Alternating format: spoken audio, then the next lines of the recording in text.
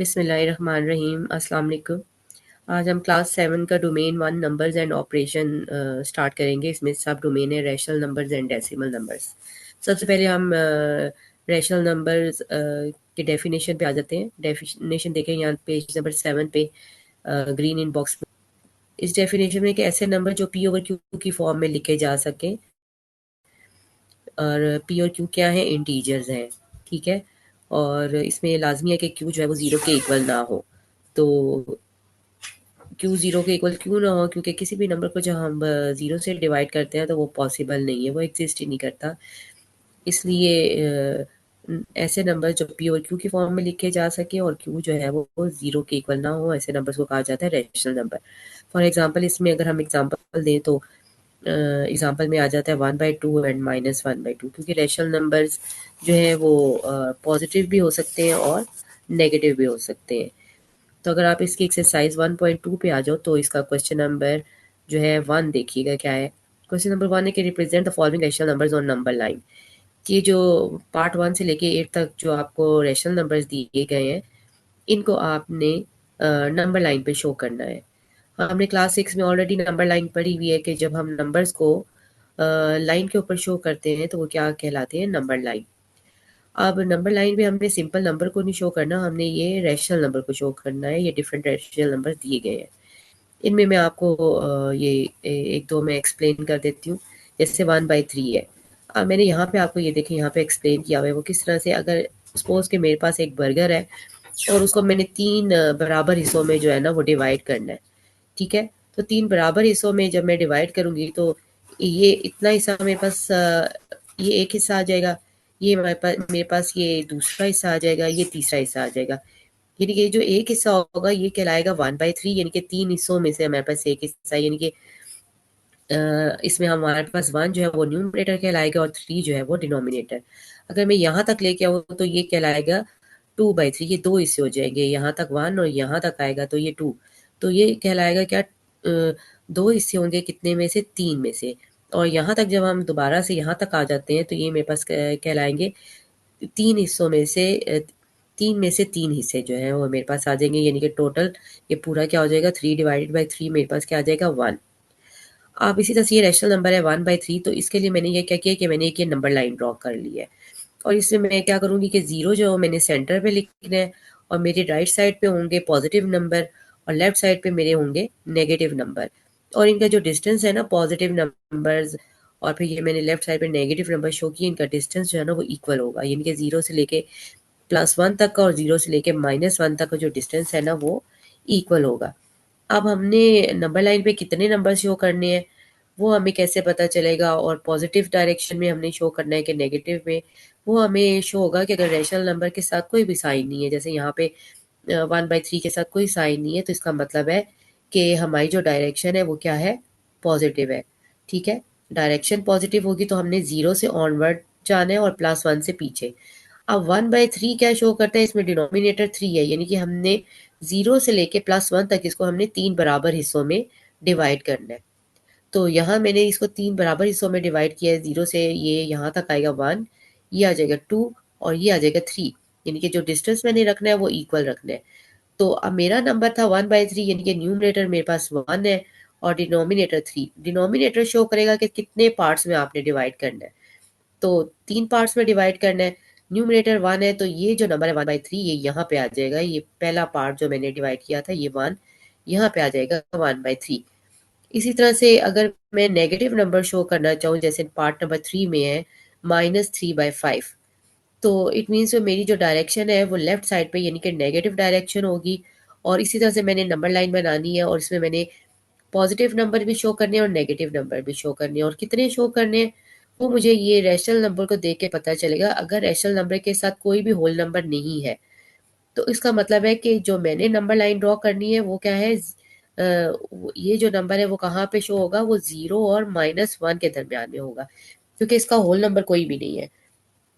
और डायरेक्शन हमारी कौन सी होगी, नेगेटिव। और इसका डिनोमिनेटर बताएगा कि हमने कितने इक्वल पार्ट्स में इसको डिवाइड करना है, यानी कि 0 से लेके -1 तक कितने इक्वल पार्ट्स में डिवाइड करना है, वो आ जाएगा हमारे पास 5। तो 0 से हम लेफ्ट साइड पे जाएंगे तो ये 1 आ जाएगा, ये 2, ये 3, ये 4 और -1 पे आके ये बन जाएगा 5/5, यानी कि ये आ जाएगा -1। अब हमारा जो है न्यूमरेटर वो क्या है 3, तो हम देखते हैं हमारा -3/5 कहाँ पे आएगा, ये 1, ये 2 और ये 3, यहाँ पे मेरे पास आ जाता है क्या, -3/5। अब यहाँ पे ये देखें मेरे पास इम्प्रॉपर फ्रैक्शन नंबर 4 में दिया हुआ है, तो पहले मैं इसको मिक्स फ्रैक्शन में चेंज कर लूंगी। तो मिक्स फ्रैक्शन में चेंज किया मैंने, तो मेरे पास आ गया 1/2/3। अब इसको देख के आपको आप समझ गए होंगे कि हमारी डायरेक्शन कौन सी होगी, पॉजिटिव, यानी कि हमने राइट साइड पे ये नंबर शो करना है। लेकिन कहाँ तक, ये होल नंबर बता रहा है कि 1 से ऑनवर्ड और 2 से हमारा पीछे, यानी कि 1 से आगे होगा और 2 से +2 से पीछे ये नंबर शो होगा। यानी कि हमने 1 और 2 को कितने इक्वल पार्ट्स में डिवाइड करना है, डिनोमिनेटर क्या बता रहा है 3, तो +1 और +2 तक हम इसको 3 बराबर हिस्सों में जो है ना वो डिवाइड करेंगे। ये मेरे पास 1 आ गया, ये 2 और ये 3। अब इसका हमने न्यूमरेटर देखना है क्या है 2, तो हमारे पास ये जो पॉइंट आएगा, ये जो रैशनल नंबर आएगा वो कौन से पॉइंट पे आएगा, दूसरे पॉइंट पे आएगा, यानी कि ये 1 और ये 2। तो ये मेरे पास यहाँ पे ये रैशनल नंबर शो होगा, यानी कि 1/2/3। इसी तरह से अगर आप देखो तो ये भी मैंने ये सारी आपको ड्रॉ करके बताई हुई है। जैसे नंबर लास्ट है वो क्या है, -2/3/4। तो इसी तरह से मैंने नंबर लाइन ड्रॉ करनी है। नंबर लाइन जब मैंने ड्रॉ की और वहां पे जो मैंने पॉजिटिव नेगेटिव नंबर शो किए हैं, लेकिन मुझे कैसे पता चला कि मैंने नेगेटिव साइड पे बनाना है, बिल्कुल ठीक, ये मुझे मैंने नेगेटिव साइड पे जाना है, यानी कि अपने लेफ्ट साइड पे मैंने ये नंबर शो करना है। और कहाँ तक ये जाएगा नंबर, इसका होल नंबर क्या है 2, तो यानी कि -2 से आगे और -3 से पीछे। और कितने हिस्सों में मैं बराबर हिस्सों में इसको तकसीम करूंगी या डिवाइड करूंगी, वो 4 है। ठीक है, डिनोमिनेटर बता रहा है कि वो कितने हैं 4, यानी कि यहाँ 1, ये 2, ये 3 और यहाँ ये आ जाएगा 4।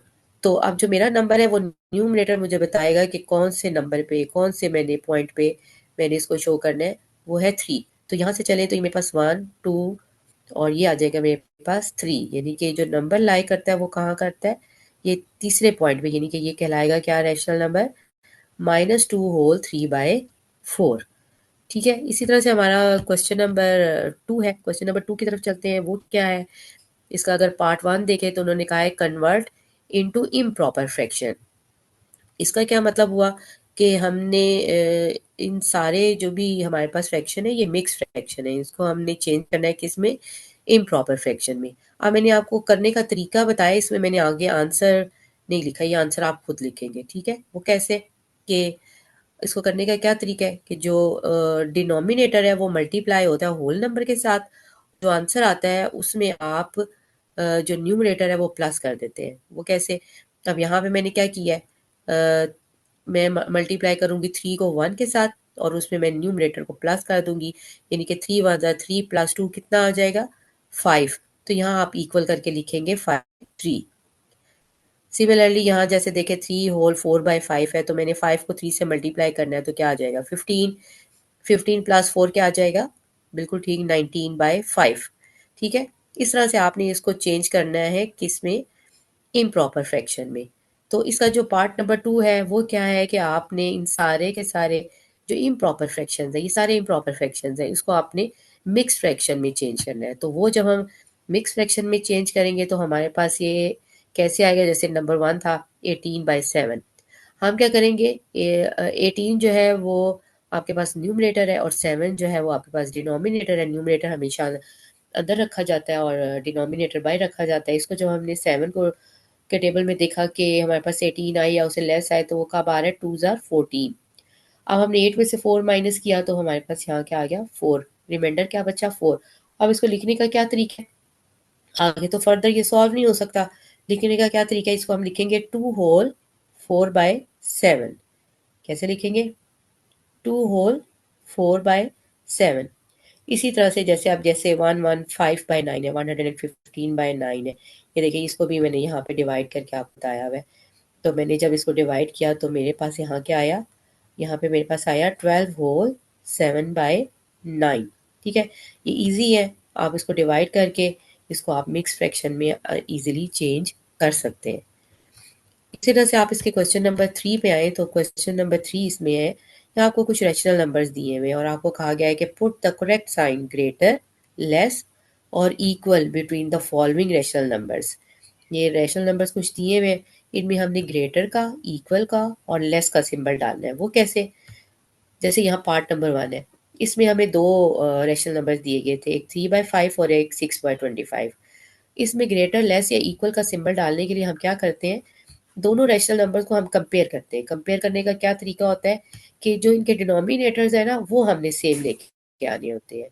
यानी कि इसका डिनोमिनेटर 5 है, इसका 25 है, सेम तो नहीं है ना, इसको सेम लेके आएंगे। वो कैसे? हमने इनके डिनोमिनेटर्स का ले लेना है एलसीएम। जैसे यहाँ मैंने एलसीएम लिया तो मेरे पास आया 25। तो मेरे पास ये 3/5 है, यहाँ भी मेरे पास डिनोमिनेटर 25 होना चाहिए, और 6/25 यहाँ भी 25, जो कि ऑलरेडी 25 ही है। तो क्या करेंगे, 25 मेरे पास आया है एलसीएम, तो 5 यहाँ पे मेरे पास 3/5 है। तो इस डिनोमिनेटर को जब हम 5 के 25 के इक्वल आएंगे, वो कैसे हम देखेंगे, 5 को किससे मल्टीप्लाई करेंगे, 25 आए तो हम किससे मल्टीप्लाई करेंगे, 5 के साथ। जिससे बच्चों हम मल्टीप्लाई कर रहे हैं ना डिनोमिनेटर में 5 को, तो न्यूमरेटर को भी हम 5 से मल्टीप्लाई करेंगे उसको बैलेंस करने के लिए। तो वो हमारे पास आंसर क्या आ जाएगा, 15/25। ठीक है। इसी तरह से 6/25 है, तो हमें तो 25 ही चाहिए था, इसलिए हमें देखेंगे तो 25 को 1 से मल्टीप्लाई करें तो 25 आएगा, और इसी तरह से 6 को भी हम 1 से ही मल्टीप्लाई करेंगे। यानी कि जिस नंबर को आप डिनोमिनेटर में मल्टीप्लाई कर रहे हैं ना, उसी नंबर के साथ आपने न्यूमरेटर में भी मल्टीप्लाई करना होगा।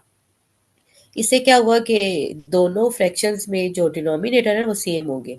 अब सेम लाने का क्या मकसद था, जब डिनोमिनेटर सेम हो ना, तो न्यूमरेटर को देख के ना हमें पता चल जाता है कि कौन सा नंबर ग्रेटर है और कौन सा नंबर लेस है। अब यहाँ देखो 15 और 6 आया था, 15 ग्रेटर है 6 से, इसलिए हम कह सकते हैं कि 3/5 ग्रेटर है किससे, 6/25 से।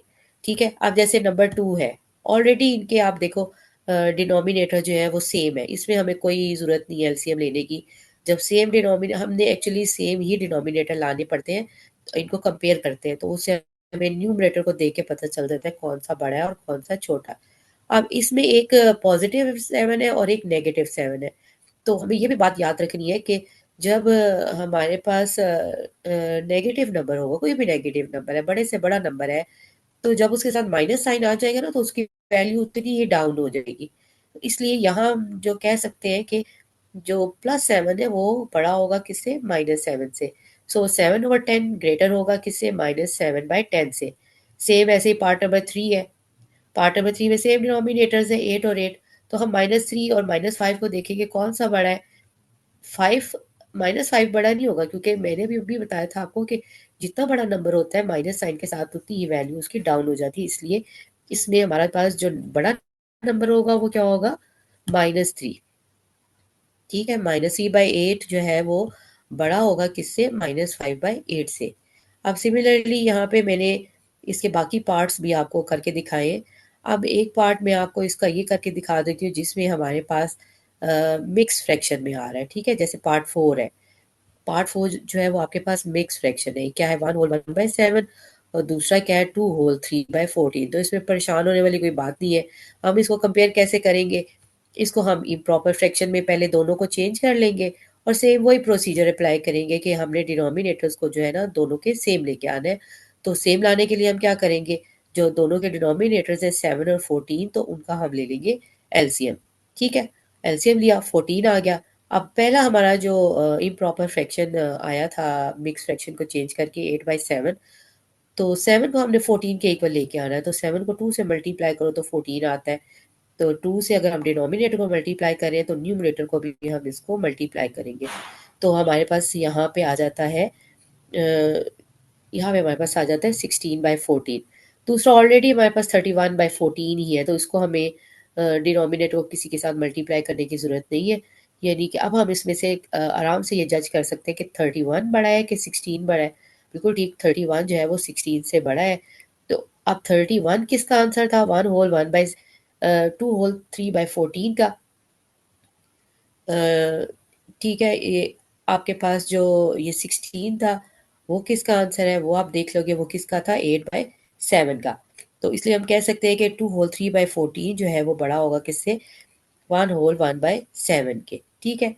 बाकी आपको ये सामने मैंने आपको सारे ये करके दिखाए हुए हैं, इसको आपने प्रॉपर तरीके से इसकी कॉपी पे प्रैक्टिस करनी है।